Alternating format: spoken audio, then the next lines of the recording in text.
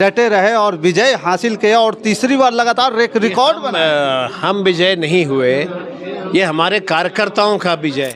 4 लाख जनता ने मैंडेट दिया है, सबकी आवाज़ हम बनेंगे। जो है अपर कास्ट के लोग हों, चाहे वो पिछड़ा हो, चाहे दलित हो, चाहे मुसलमान हो, खास करके हम पासवान भाइयों को भी बड़ी शुक्रिया अदा कर। दोस्तों नमस्कार, मैं हूं पवन चंचल और आप देखना शुरू कर चुके हैं जन जोश न्यूज़। अभी हमारे साथ मौजूद हैं और मेरी मौजूदगी जो है कुमार सर्वजीत के आवास पे हमारे साथ मौजूद हैं।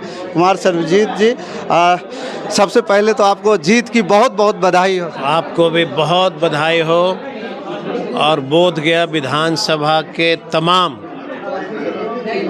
सभी जाति धर्मों जिन्होंने हमें मदद किया और जिन्होंने हमें नहीं किया, दोनों को हम तहे दिल से शुक्रिया अदा करते हैं। चूँकि यह भगवान बुद्ध का पवित्र धरती था और मेरी बड़ी तमन्ना थी कि बोधगया का भगवान बुद्ध की पवित्र धरती पर कोई गलत आदमी का जो है हाथ में नहीं चला जाए।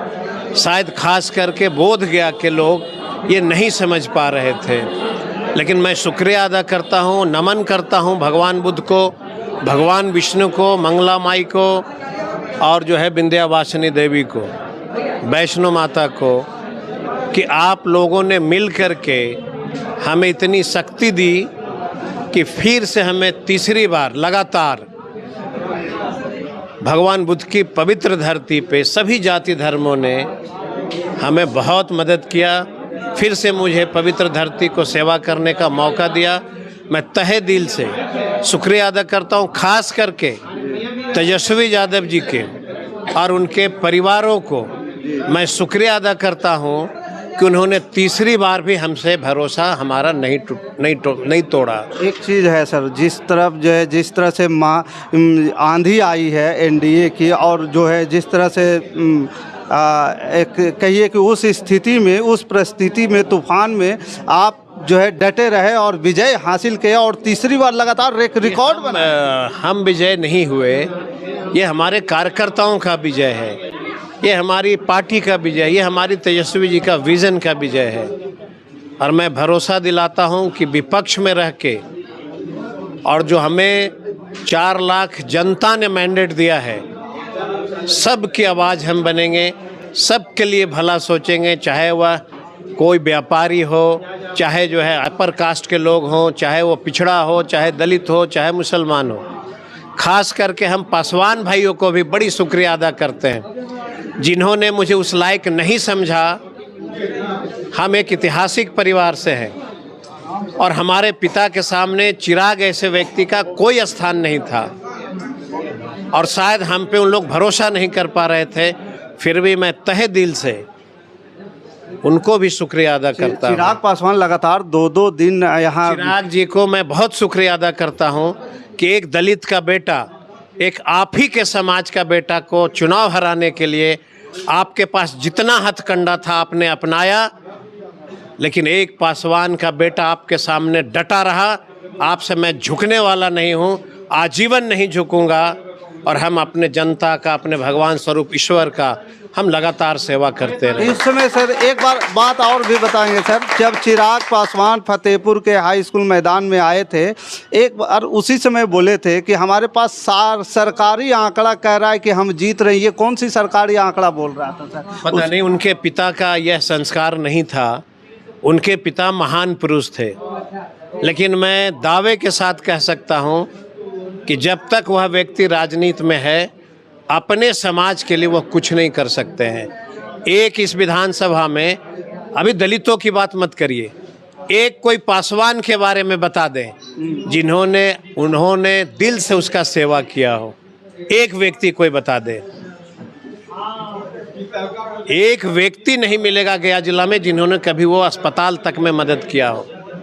लेकिन मैं शुक्रिया अदा करता हूं चिराग जी को कि आपने मुझे हराने की बहुत कोशिश की, लेकिन याद रखना हमेशा ईमानदारी की जीत होती है।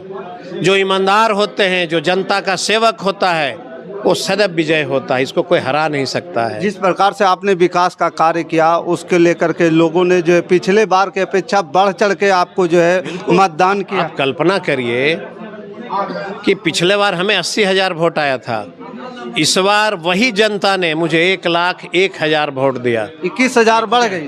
ये क्या संकेत देता है? आपका इसका मतलब है कि मैं व्यवहार से, मैं जनता का सेवा में अव्वल हूँ और मैंने सेवा किया है। और फिर से मैं आपके माध्यम से विधानसभा के तमाम महागठबंधन के साथियों को शुक्रिया अदा करता हूँ और तमाम सभी समाज के, सभी जाति धर्मों को फिर से मैं कह रहा हूँ, जिन लोगों ने मुझे उस लायक नहीं समझा, मैं उनको भी शुक्रिया अदा करता हूँ। जैसे भूमियार समाज थे फतेहपुर में, उन्होंने मुझे उस लायक नहीं समझा, मैं उनको भी शुक्रिया अदा करता हूँ कि आप सबके लिए हम काम करेंगे। हम तो अपने दलितों के लिए, पिछड़ों के लिए, जादवों के लिए, मुसलमानों के लिए, और जब तक मेरे शरीर में एक एक बूंद खून रहेगा, हम गरीबों की बात करेंगे, गरीबों को न्याय दिलाने की बात करेंगे और विकास करता रहूँ। एक बात और बता दीजिए सर ऑन कैमरा, जिस तरह से 10 साल आपने काम किया है, क्या अगले 5 साल विकास का सिलसिला बढ़ता रहेगा? देखिए, तेजस्वी जी का विजन जो था, ये शायद लोग नहीं समझ पा रहे थे। फिर से मैं आग्रह करता हूँ कि अभी भी वक्त है। आने वाला जो पीढ़ी होगा उसका क्या होगा, ये मेरे लोगों ने नहीं समझ पाया। बिहार के लोगों ने कितना अच्छा इन्होंने जो है मिशन बनाया था कि हम नौजवानों को नौकरी देंगे। ये बहुत छोटी मोटी बात नहीं थी, बहुत बड़ी बात थी। लेकिन ठीक है, लोकतंत्र में जनता मालिक होता है।